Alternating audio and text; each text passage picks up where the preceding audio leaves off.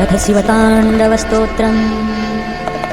जटाटविकलज्ज्वलप्रवाहपावितस्थले गले व्यलम्बिताम्बुजङ्गतुङ्गमालिका डमड्डमड्डमड्डमन्निनादवड्डमर्वयं चकारकण्डताण्डवं तनोतु नः शिवः शिवम्।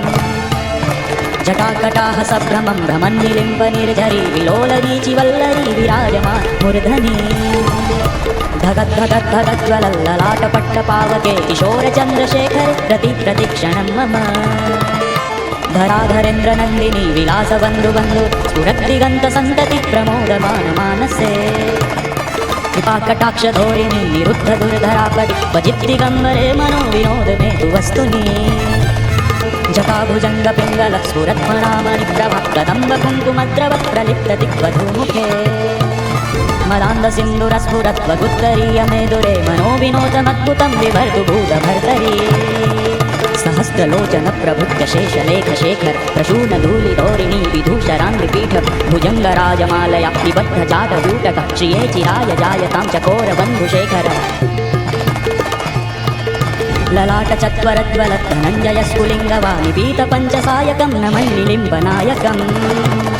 सुधामयूखलेखया विराजमानशेखरं महाकपालिसम्पदे शिरोजटालमस्तु न करालभालपट्टिका धगद्धगद्धगज्ज्वल धनञ्जय कृतिकृत प्रचण्डपञ्चसायके धराधरेन्द्रनन्दिनी कुचाग्रचित्रपत्रक प्रकल्पनैकशिल्पिनि त्रिलोचने रतिर्मम नवीनमेघमण्डली निरुद्धदुर्धरस्फुरत्कुहूनिशीथिनि तमः प्रबन्धबन्धुगन्धर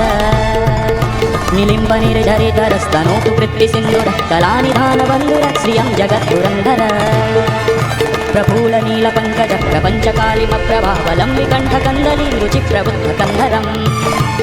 स्मरच्छिदं पुरच्छिदं भवच्छिदं मखच्छिदं गजच्छिदान्धकच्छिदं तमन्तकच्छिदं भजे अखर्व सर्वमङ्गला कला कदम्बमञ्जरी रसप्रवाहमाधुरी विजृम्भणा मधुव्रतम् स्मरान्तकं पुरान्तकं भवान्तकं मखान्तकं गजान्तकान्धकान्तकं तमन्तकान्तकं भजे जयत्पदप्रीतिक्रमक्रमध्वजङ्गमश्वसद्विनिर्गमक्रमस्फुरत्करालभालहव्यवा धिमिद्धिमिद्धिमिध्वनन् मृदङ्गतुङ्गमङ्गलः ध्वनिक्रमप्रवर्तितप्रचण्डताण्डवः शिव त्रिशुद्विचित्रतल्पयो भुजङ्गमुक्तिकस्त्रजो गरिष्ठरत्नलष्टयो सुहृद्विपक्षपक्षयो